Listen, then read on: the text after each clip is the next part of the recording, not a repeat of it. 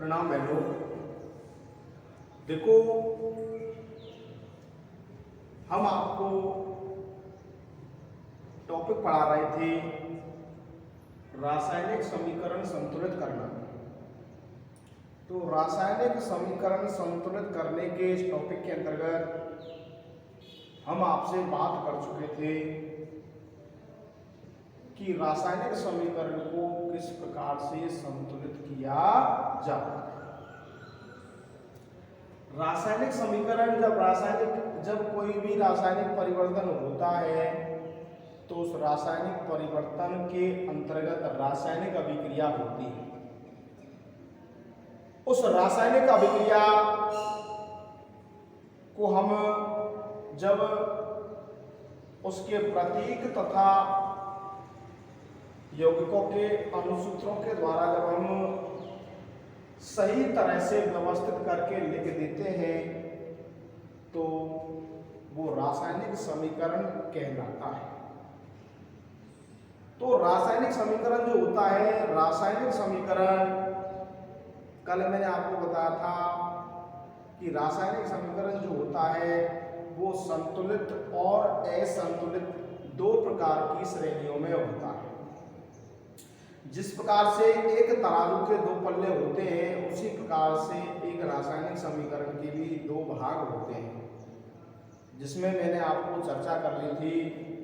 पहला भाग अभिकारक वाला भाग और दूसरा भाग उत्पाद वाला भाग। इस अभिकारक वाले भाग और इस उत्पाद वाले भाग में यदि यौगिकों के परमाणुओं की संख्या एक समान है तब तो वो समीकरण संतुलित है, और यदि एक समान नहीं है तो वो समीकरण संतुलित है, असंतुलित है। तो देखना यहाँ पर, जैसे मेरे पास एक समीकरण है जिसमें मेरे लिख रखा है Fe का मतलब होता है लोहा और H2O का मतलब होता है जल। इस लोहा की अभिक्रिया मैंने जल से कराई तो Fe3O4 ये फेरिक ऑक्साइड जंग का निर्माण होता है और हाइड्रोजन गैस का भी निर्माण होता है। तो यहाँ पर ये Fe प्लस H2O ये पूरा अभिकारक वाला पार्ट है, ये उत्पाद वाला पार्ट है। तो इसके अंतर्गत हम अगर देखें तो Fe इधर एक है, इधर भी Fe एक है। अब हमको सबसे पहले ये देखना है, आपको परीक्षाओं के अंतर्गत ऐसा सवाल खूब आता है कि निम्न समीकरण को संतुलित कीजिए। जैसे आपको ये समीकरण दे दिया एग्जाम के अंतर्गत, तो एग्जाम के अंतर्गत आपको सबसे पहले ऐसे समीकरण को किस प्रकार से संतुलित करना है, उस संतुलित करने के कुछ चरण, कुछ नियम है, उनको ध्यान में रखते हुए आप कैसे भी समीकरण को हल कर सकते हैं। जैसे यहाँ पर लिखा हुआ है Fe प्लस H2O। तो देखो, इस अभिकारक वाले भाग और इस उत्पाद वाले भाग में सबसे पहले हमको इन यौगिकों के अंतर्गत जो परमाणु हैं उन परमाणुओं की, उन तत्वों की गिनती करनी है। Fe अभिकारक वाले पक्ष में एक है, इधर भी Fe एक है। हाइड्रोजन H2O, जल जो है H2O हाइड्रोजन के दो परमाणु और ऑक्सीजन के एक परमाणु से मिलकर बना हुआ है। तो हाइड्रोजन के दो परमाणु और इधर भी हाइड्रोजन के दो परमाणु। तो देखो, लोहा का या फेरस का भी एक परमाणु है, इधर भी एक परमाणु है। हाइड्रोजन जल के अंतर्गत हाइड्रोजन के दो परमाणु हैं और ऑक्सीजन का एक परमाणु है। हाइड्रोजन के इधर भी दो हैं और H2 अभिकारक वाले पक्ष में भी दो परमाणु है। तो Fe और हाइड्रोजन तो इनकी संख्या तो क्या है भाई, समान। अब बात करते हैं ऑक्सीजन की, क्योंकि जल H2O से मिलकर बना हुआ है। तो यहाँ पर ये ऑक्सीजन अभिकारक वाले पक्ष के अंतर्गत एक है और इधर कितनी है भाई, 4। तो इस ऑक्सीजन से हमको ये पता लग रहा है कि ये समीकरण असंतुलित है, संतुलित नहीं है। पता लग गया। अब इसको संतुलित कैसे करते हैं, इसके कुछ नियम और कुछ चरण है, इनको ध्यान में रखते हुए आपको समीकरण संतुलित करना। तो देखते हैं कौन कौन से चरण हैं और कैसे समीकरण को संतुलित किया जाता है। देखो भाई, ये जैसे मान लो कि हमको पता लग गया भाई ये रासायनिक समीकरण जो है हमारा ये असंतुलित है, तो इस असंतुलित समीकरण को हम किस प्रकार से संतुलित करते हैं, तो उसके कुछ चरण है, उनको आपको ध्यान में रखना है। पहला जो नियम है, पहला जो चरण है वो ये है कि रासायनिक समीकरण को संतुलित करने के लिए प्रथम चरण में अभिकारक के तत्व व यौगिकों के चारों ओर बॉक्स बनाते हैं। जैसे माना कि ये समीकरण है, तो समीकरण के अंतर्गत ये Fe plus H2O is equal to Fe3O4 plus H2, ये जो यौगिक हैं इनके चारों तरफ इस प्रकार से हम क्या करते हैं भाई, बॉक्स बना देते। पहला चरण तो हमारा क्या कहता है कि समीकरण के सभी यौगिकों के चारों तरफ बॉक्स बनाते, ये बॉक्स बनाते हैं, ठीक है ना। अब बॉक्स बनाने के बाद हमें क्या करना है भाई, बॉक्स बनाने के बाद दूसरा जो चरण है हमारा वो ये कह रहा है कि दोनों पक्ष, अभिकारक वाला पक्ष और उत्पाद वाला पक्ष, ये अभिकारक वाला पक्ष है और ये कौन सा पक्ष है, उत्पाद वाला पक्ष, इन दोनों पक्षों के परमाणुओं की संख्याओं की सूची बनाकर गणना करते हैं। अब गणना का मतलब यही है कि हमको पता लग ही गया भाई पहले ही कि भाई इधर ये Fe1 है, इधर भी Fe1 है, इधर हाइड्रोजन 2 है, इधर भी हाइड्रोजन 2 है, ऑक्सीजन इधर 1 है, इधर 4 है। तो इस गणना करने का मतलब यह है, इस गणना करने से हमको ये पता लगेगा कि अभिकारक वाले पक्ष या उत्पाद वाले पक्ष में कौन से उत्पाद वाले पक्ष में, अभिकारक वाले पक्ष में परमाणुओं की संख्या ज्यादा या कम है। तो हमको पता लग रहा है कि भाई उत्पाद वाले पक्ष में ऑक्सीजन के परमाणुओं की संख्या 4 है और अभिकारक वाले पक्ष में परमाणु की संख्या जो है ऑक्सीजन के परमाणु की संख्या 1 है। तो उत्पाद वाले पक्ष में परमाणु की संख्या, ऑक्सीजन के परमाणु की संख्या 4 है, इधर 1 है और यहीं से हमारा समीकरण अनबैलेंस हो रहा है। तो सबसे पहले हमको पता लग गया कि भाई इस ऑक्सीजन के परमाणुओं के द्वारा हमारा समीकरण असंतुलित हो रहा है। तो सबसे पहले जो समीकरण को असंतुलित करता है और जिनकी परमाणुओं की संख्या ज्यादा होती है वहीं से हम समीकरण को संतुलित करना स्टार्ट करते हैं। तो हमको पता लग गया, सूची बनाने के बाद हमको ये पता लग जाता है कि उत्पाद वाले पक्ष में या अभिकारक वाले पक्ष में परमाणुओं की संख्या कम है या ज्यादा, ठीक है ना। तीसरा है हमारा, अभिकारक में दिए गए तत्व व यौगिकों के सूत्रों को कभी भी नहीं बदलते हैं। जो हमको दे दिया उसको हम कभी नहीं बदलते हैं। ऐसे नहीं कि भाई ये Fe प्लस H2O, तो यहाँ पर 4 है तो हमने यहाँ पर 4 लगा दिया अपनी मनमर्जी से, नहीं हमने यहाँ पर 4 लगा दिया, नो, कुछ नहीं बदलते हैं, जो है उसको वैसा ही रहने देते हैं, ठीक है ना, ठीक है ना। तो ये हमको पता है कि इधर 4 है ऑक्सीजन, इधर 1 है, तो कोई भी जो अभिक्रिया है उस अभिक्रिया के अंतर्गत जो अभिकारक और उत्पाद वाले भाग के अंतर्गत जितने भी परमाणु हैं या यौगिक हैं उनके संख्या को ना ही घटाते हैं ना ही क्या करते हैं, बढ़ाते हैं अपनी मन मर्जी से, ठीक है ना। चौथा पॉइंट है, परमाणुओं की संख्या को संतुलित करने के लिए बॉक्स के आगे गुणांक लगाते हैं। तो देखो भाई हमको पता है कि भाई यहाँ पर ऑक्सीजन के परमाणु की संख्या 4 है और यहाँ पर क्या है 2। तो ये जो बॉक्स है इस बॉक्स के आगे जिधर ऑक्सीजन के परमाणु की संख्या कम है तो कम को ज्यादा करने के लिए, कम को बैलेंस करने के लिए, क्योंकि इधर तो पहले से क्या है परमाणु की संख्या ज्यादा है, तो इसको बैलेंस करने के लिए हम जिधर कम है, जिस भाग में ऑक्सीजन की संख्या कम है या कोई भी परमाणु की संख्या कम या ज्यादा है, तो कम वाले भाग की तरफ हम बॉक्स के आगे संख्या या गुणांक के रूप में कोई भी संख्या जोड़ सकते हैं अकॉर्डिंग उस संख्या के जो संख्या हमको दे रखी है। तो देखो भाई यहाँ पर ये बॉक्स है, इस बॉक्स के अंतर्गत ये Fe3O4 जो है इस ऑक्सीजन को बैलेंस करने के लिए हम अभिकारक वाले पक्ष में क्या कर देंगे भाई, इस बॉक्स के आगे संख्या जोड़ देते हैं गुणांक के रूप में। तो देखो इस 4 को बैलेंस करने के लिए अगर हम यहाँ पर क्या लगा दें भाई, हम यहाँ पर जो है 4 लगा दें, क्या लगा दें भाई 4, तो 4 लगाने पर हाइड्रोजन कितने हो गए भाई, जो संख्या हम गुणांक के रूप में लगाते हैं उनको गुणा के रूप में प्रयोग करते हैं। तो हमने जैसे इस ऑक्सीजन को संतुलित करने के लिए यहाँ पर 4 लगा दिया, तो 4 ऑक्सीजन हो गई, लेकिन हाइड्रोजन कितनी हो गई भाई 8 हो गई, कितनी हो गई 8। तो कोई दिक्कत नहीं है, यहाँ पर हम 4 लगा देंगे, क्योंकि बॉक्स के आगे लगा सकते हैं। जैसे हमने इधर 4 लगाया तो 4 दूनी 8 हाइड्रोजन इधर हो गई और 4 दूनी 8 हाइड्रोजन इधर हो गई, ठीक है ना। उसके बाद Fe 1 है तो इधर भी Fe 3 है, कितना है भाई 3। तो ऐसा करते हैं, इस Fe के आगे 3 लगा दो। 3 क्यों लगाया, क्योंकि यहाँ पर Fe की संख्या कितनी है भाई 3, तो 3Fe 4H2O Fe3O4 4H2।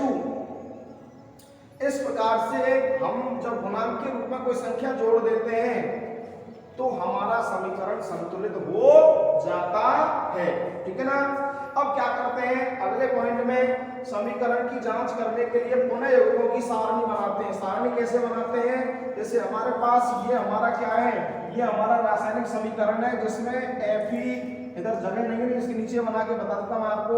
Fe है, इधर क्या है हाइड्रोजन है, ऑक्सीजन है, ऐसे ही ये उत्पाद वाला भाग है, इसमें भी Fe है, ठीक है ना। उसके बाद हाइड्रोजन है, उसके बाद ऑक्सीजन है। अब इनकी संख्याओं को काउंटिंग कर लेते हैं, जैसे कि यहाँ पर 3Fe, तो Fe के कितने हैं भाई इधर 3, इधर Fe के कितने हैं 3, ठीक है ना। ऑक्सीजन के कितने हैं पहले से ही 4, तो ऑक्सीजन के ये 4 हैं और इधर भी कितने हैं 4, कितने हैं भाई 4, तो इधर भी ऑक्सीजन के 4 हो गए। 4 कैसे, आगे 4 तो लगा रखा, तो गुणा के रूप में प्रयोग करेंगे। तो हाइड्रोजन के पहले से 2 हैं, तो 4 दूनी 8, हाइड्रोजन कितने हो जाएंगे 8 और ऑक्सीजन कितने हो गए 4, तो इसलिए ऑक्सीजन 4, इधर भी 4 और उधर भी 4, ठीक है ना। फिर नंबर आता है हाइड्रोजन का, तो H2 पहले से ही 2 है, तो 4 दूनी 8, इधर क्या है भाई 4 दूनी 8, तो हाइड्रोजन इधर 8 और इधर भी 8। कहने का मतलब दोनों पक्षों के अंतर्गत परमाणुओं की संख्या जब समान आ जाती है तब हमारा समीकरण संतुलित होता है, ठीक है ना।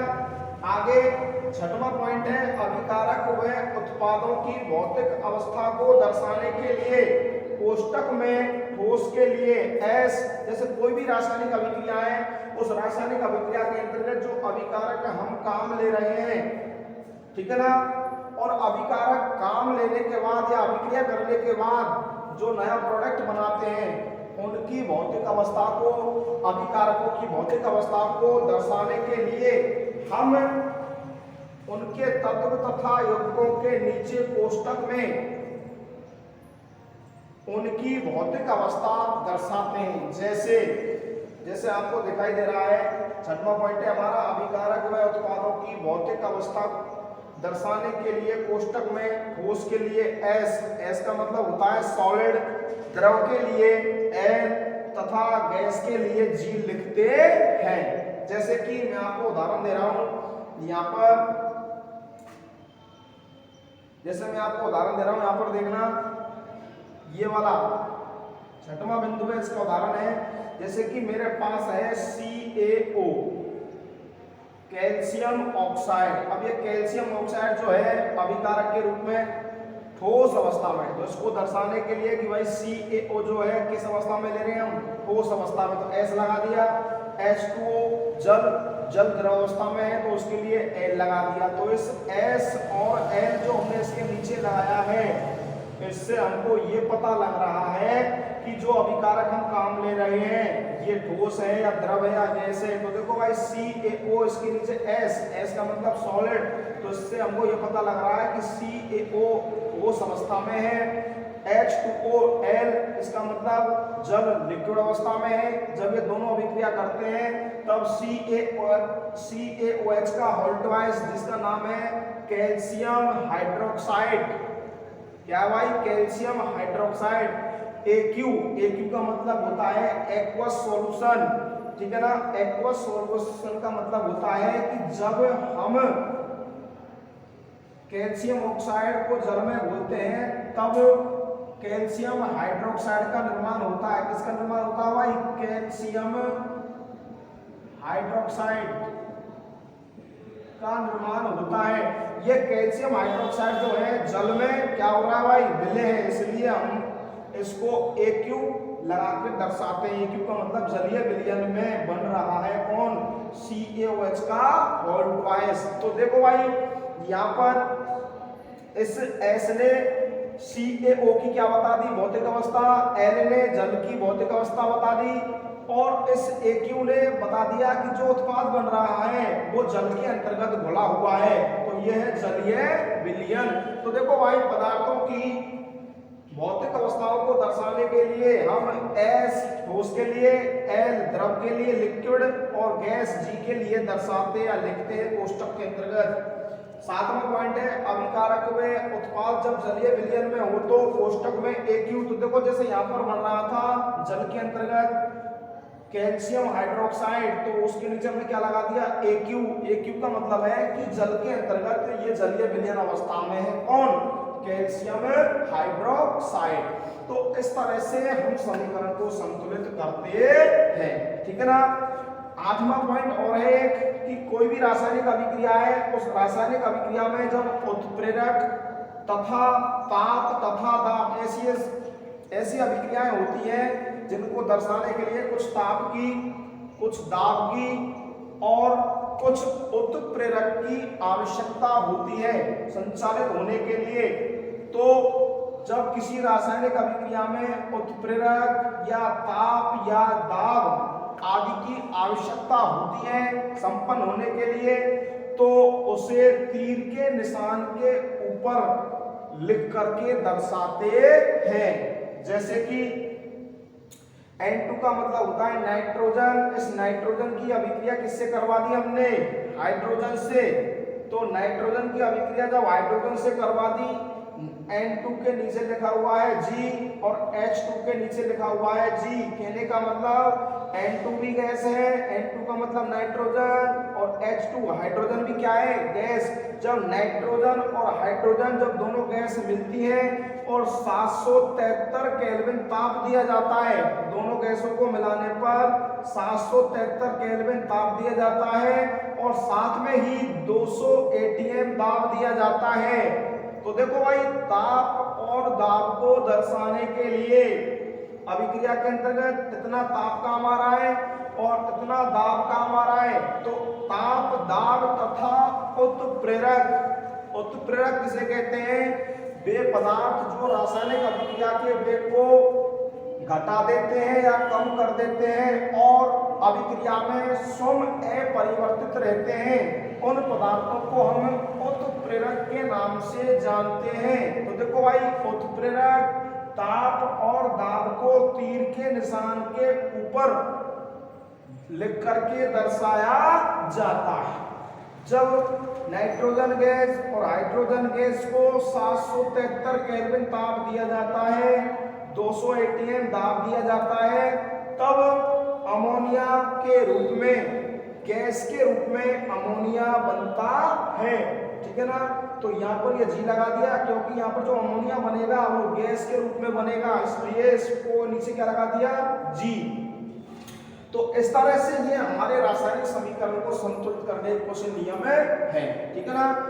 आगे एक शब्द लिखा हुआ है यहाँ पर हिट एंड ट्रायल विधि या अनुमान विधि। तो इसका मतलब है कि हम जो ये पूरी विधि आपको बता रहे हैं समीकरण को संतुलित करने की, इस समीकरण को संतुलित करने की जो संपूर्ण विधि होती है उस विधि को हम हिट एंड ट्रायल विधि के नाम से जानते हैं। तो ध्यान रखना, कभी कभी इस प्रश्न को पूछा जाता है खूब कि समीकरण को संतुलित करने की कौन सी विधि को काम में लिया जाता है, या समीकरण को जो संतुलित किया जाता है वो किस विधि के माध्यम से किया जाता है, तो वह हिट एंड ट्रायल विधि। तो मैं यहाँ पर देख भी देता हूं कि समीकरण को किस विधि के द्वारा संतुलित करते हैं,